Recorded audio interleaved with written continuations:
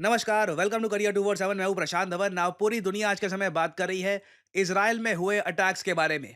Total 5 blast हुए हैं recently Israel की कैपिटल में। इनमें से 3 ब्लास्ट तो हुए हैं बसेस के अंदर। इधर आप देख पाओगे मल्टीपल बस explosions in Israel put country on terrorism alert. इस वक्त पूरा इसराइल टेररिज्म अलर्ट में है और ना सिर्फ ये लोग अलर्ट में हैं। ऑब्वियसली इसराइल के बारे में आपने एक बात नोट करी होगी, खुद को ये अलर्ट में डाल देते हैं, मगर साथ ही साथ जहां से भी इनको लगता है कि अटैक हुआ होगा वहां पर कार्रवाई भी स्टार्ट कर देते हैं। तो इधर आप देख पाओगे इसराइल की मिलिट्री ने ऑपरेशन स्टार्ट कर दिए हैं वेस्ट बैंक में। फिलिस्तीन का जो वेस्ट बैंक एरिया है, जी हाँ, वहां पर इसराइल ऑपरेशन स्टार्ट कर चुका है। और इसराइल का मानना है कि जिन आतंकवादियों ने ये ब्लास्ट किए थे ये वेस्ट बैंक में ही छुपे हैं।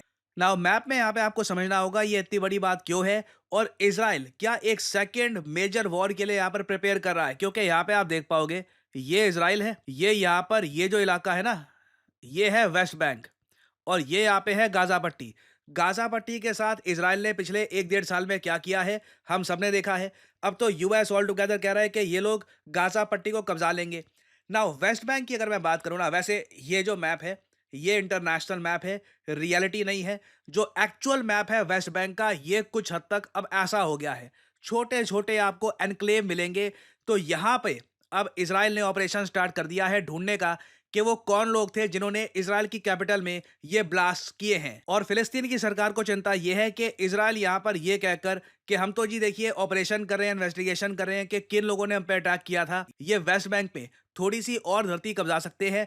ऑलरेडी इसराइल ने प्लान किया है कि ये 1000 यूनिट एक्सपेंशन करेंगे अपने ऑक्यूपाइड वेस्ट बैंक सेटलमेंट्स में। और डोनाल्ड ट्रंप भी लग रहा है कि ही इज कंप्लीटली ओके। वो चाहते हैं कि जो यहाँ पर इसराइल करना चाहे, गाजा में जो उन्होंने कर लिया है कर लिया, इसके बाद वेस्ट बैंक में भी थोड़ा और इलाका अगर इसराइल कब्जाना चाहे तो डोनाल्ड ट्रंप उसको लेकर काफी सपोर्टिव नजर आ रहे हैं। और रही बात गाजा की, वहां पर भी लग रहा है कि सीज फायर कभी भी इसराइल तोड़ सकता है और फिर से एक मिलिट्री ऑपरेशन स्टार्ट कर सकता है। रीजन रीजन यहाँ पे आप देख रहे हैं, ये फोटो है ना। यहाँ पे आपको समझाता हूँ कि आज के समय ये चेहरा हर जगह, चाहे आप इजरायली मीडिया देख लीजिए, अरब वर्ल्ड में, इवन अमेरिकन मीडिया में, ये चेहरा और ये नाम शिरी बीबास ये डिस्कस क्यों किया जा रहा है और इस महिला को लेकर पूरा इजराइल गुस्सा क्यों है, ये आपको समझाता हूँ यहाँ पर हुआ क्या है। नाउ 7 अक्टूबर 2023 को, जैसे आप लोग जानते हैं, हमास ने एक बहुत ही बड़ा अटैक किया था इसराइल पर। कई इजरायली नागरिकों को मार दिया गया और कई इजरायली नागरिकों को ये लोग हॉस्टेज बनाकर वापस गाजा पट्टी में ले गए थे। उनमें से एक थी यहाँ पर ये मदर, इनका नाम था शिरी बीबास। ये और इनके 2 बच्चों को हमास ने हॉस्टेज बना लिया था 7 अक्टूबर 2023 में। और जो ये नाम है शिरी बीबास, ये इसराइल में इतना ज़रा वायरल इसलिए हो गया क्योंकि हमास के लोगों ने क्या किया कि पहले तो ये श्री विबास के घर में गए। इनका घर बिल्कुल हमास गाजा बॉर्डर पे था। हमास के लोग सीधा इनके घर के अंदर गए, वीडियो से सब कुछ रिकॉर्ड किया। पूरी फैमिली डरी हुई थी। वो वीडियो ऑफ कोर्स मैं यहाँ पे दिखा नहीं सकता क्योंकि यूट्यूब अलाउ नहीं करेगा। मगर श्री विबास और इनके जो 2 बच्चे थे, एक 9 महीने का, एक 4 साल का, काफ़ी डरा हुआ था। दोनों को किडनैप करके हमास गाजा में ले गया। और तब से लेकर अब तक ना, नेतन्याहू और इसराइल के बाकी जो सब पॉलिटिशियंस हैं, सब ने बार बार ये इशू रेस किया है कि एक मदर और उसके 2 छोटे बच्चों को ले जाना, इस तरीके से किडनैप कर लेना, ये कहाँ से सही है। हमास को इन तीनों को छोड़ देना चाहिए। और इसराइल में पूरी मुहिम चली कि श्री बिबास को वापस इसराइल में लाना चाहिए। ना उसके बाद क्या होता है कि हमास ये अनाउंस कर देता है ओपनली कि श्री बीबास और इनके जो 2 बच्चे थे ये मारे जा चुके हैं। अब यहाँ पे आता है ब्लेम गेम। इसराइल कहता है कि हमास ने मार दिया इनको टॉर्चर करके। हमास कहता है कि जब इसराइल अंधाधुंध बॉम्बिंग कर रहा था, एयर स्ट्राइक कर रहा था, उसी दौरान ये सब भी मारे गए। नाउ इसराइल ने रीसेंट सीज फायर डील के अंडर ये कहा था कि अगर जो हॉस्टेजेस मारे भी गए हो ना, उनकी डेड बॉडी इज्जतदार तरीके से हमास वापस भेजेगा इसराइल को, ताकि फैमिलीज को कुछ क्लोजर मिल पाए। नाउ हमास ने डेड बॉडी भेजी, मगर इसराइल ने जल्दी से डीएनए टेस्ट करके कंफर्म कर दिया कि यह श्री विवास की बॉडी नहीं है। हमास के लोगों ने कोई भी बॉडी मलबे से उठाकर भेज दी है इसराइल में। और अब हमास खुद ये बात एक्सेप्ट कर रहा है कि इनसे गड़बड़ हो गई है। और आप इमेजिन कर सकते हैं इस बात को लेकर पूरे इसराइल में काफी गुस्सा है। ना सिर्फ इसराइल में, यूएस ने भी हमास को वार्निंग इशू करी है और ये कहा है कि आपको हम बिल्कुल ख़त्म कर देंगे, you will face total annihilation अगर श्री विवास की बॉडी वापस नहीं मिली। नाउ एक पॉसिबिलिटी ये भी है कि जेन्युइनली जो श्री विवास की बॉडी है, ये मलबे में खो गई हो और ढूँढ पाना काफ़ी मुश्किल हो यहाँ पर। तो हमास देखिए बहुत ही बुरा फँस गया है यहाँ पे और पूरा ग्राउंड प्रिपेयर अब किया जा रहा है कि इज़राइल एक बड़ा ऑपरेशन फिर से रीस्टार्ट कर सकता है, जहाँ पर ना सिर्फ गाज़ा, वेस्ट बैंक को भी टारगेट किया जाएगा क्योंकि अब जैसे मैंने आपको बताया इज़राइल में 5 बॉम्ब ब्लास्ट भी रिसेंटली हुए थे और बेंजामिन नेतन्याहू ने ऑलरेडी इस केस पर एक वीडियो अपलोड कर दी है सोशल मीडिया पर। यूजुअली ये तब करते हैं जब इनको एक ऑपरेशन स्टार्ट करना होता है और दुनिया को एक जस्टिफिकेशन देनी होती है कि हम जो करने वाले हैं उसका रीज़न क्या है। यहाँ पे आप देख पाओगे आज एक ट्रैजिक डे है। Today is a tragic day. It's a day of boundless sorrow, of indescribable pain. 4-year-old Ariel Bibas, his baby brother, 1-year-old Kfir. ये जो मैंने आपको बताया जो छोटे बच्चे थे वो मारे गए थे और बीबास फैमिली को काफ़ी नुकसान यहाँ पे पहुंचा है, इसके बारे में ये मेंशन करेंगे। और यहाँ पे आप देख पाओगे ये इन्होंने जो इमेजेस हैं बच्चों की ये भी शेयर करी है और ये कहा है कि देखिए हमास के लोग कितने ज़्यादा खराब हैं कि किस तरीके से हमास ने मर्डर कर दिया इन दोनों को कोल्ड ब्लड में। Murdered them in cold blood. Who kidnaps a little boy and a baby and murders them?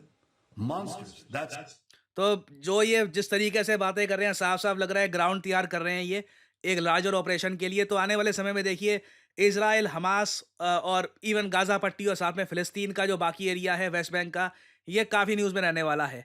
तो कुछ अपडेट्स आती हैं, I will make updated video for you all later on. और फाइनली यहाँ पे आप लोगों से मैं एक सवाल पूछूंगा कि वो कौन सा देश है जिसके साथ रिसेंटली इंडिया ने एक एमओयू साइन किया था लिथियम एक्सप्लोरेशन को लेकर।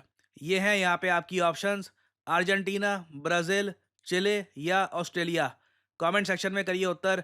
जो लोग देंगे सही आंसर उनकी कमेंट को मैं दे दूंगा हार्ट, ताकि बाकी लोग समझ पाएं कि सही उत्तर क्या है। और फाइनली यहाँ पर मैं ये भी ऐड कर दूं कि हमारा जो डेटा एनालिटिक्स का कोर्स है ये 22 तारीख मतलब कल से स्टार्ट हो जाएगा, 22 फरवरी से स्टार्ट हो जाएगा और इसकी लिमिटेड सीट्स हैं।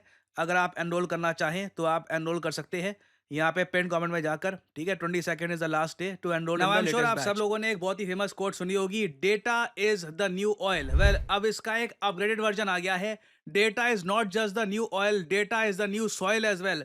डेटा सब कुछ है, डेटा से ही आज के समय बड़ी बड़ी कंपनीज खड़ी हो रही हैं, बिजनेसेस बन रहे हैं, रेवेन्यू जनरेट हो रहा है। और देश को क्या चाहिए आज के समय? भारत को सबसे ज्यादा चाहिए डेटा एनालिस्ट्स। आप देखोगे ऐसे बहुत सारे आर्टिकल पब्लिश हुए हैं कि इंडिया दुनिया को लीड कर रहा है in the demand for data analytics. और अभी भी देखिए भारत की बहुत बड़ी आबादी को पता नहीं है कि डेटा एनालिटिक्स में किस तरीके से करियर बिल्ड करना है, अपने आप को पोजीशन करना है ताकि उनको एक बेहतर जॉब मिल सके। कि और मैं आपको बता दूं ग्लोबली चाहे यूएस देख लीजिए, यूरोप देख लीजिए, चाइना, हर जगह आपको डेटा एनालिटिक्स के कोर्स मिल जाएंगे। इवन हार्वर्ड यूनिवर्सिटी इसको ऑफर करता है, आईबीएम इसको ऑफर कर रहा है। बट अगेन पहली बात ये कोर्सेज काफी एक्सपेंसिव होते हैं, दूसरी बात ये कोर्सेज प्योर इंग्लिश में आपको मिलेंगे। और फाइनली ये कोर्सेज में आपको लाइव क्लासेस नहीं मिलती। तो आपके पास एक गोल्डन अपॉर्चुनिटी है इस नए प्रोफेशन में।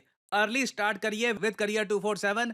कमेंट सेक्शन में जाइए, यहाँ पे आपको लिंक मिल जाएगा start your career in data analytics. यहाँ पर करिए क्लिक और यहाँ पे आपको सिंपली क्या करना है, अपना नाम, ईमेल, नंबर और जो यहाँ पे कोड है PD10 ये डाल दीजिएगा। कोड PD10 आप अगर डालते हैं तो आपकी शुरुआती होगी एक डिस्काउंटेड प्राइस से, नहीं तो यहाँ पे आपको बिना वजह 5-6 हज़ार रुपए एक्स्ट्रा पे करने होंगे।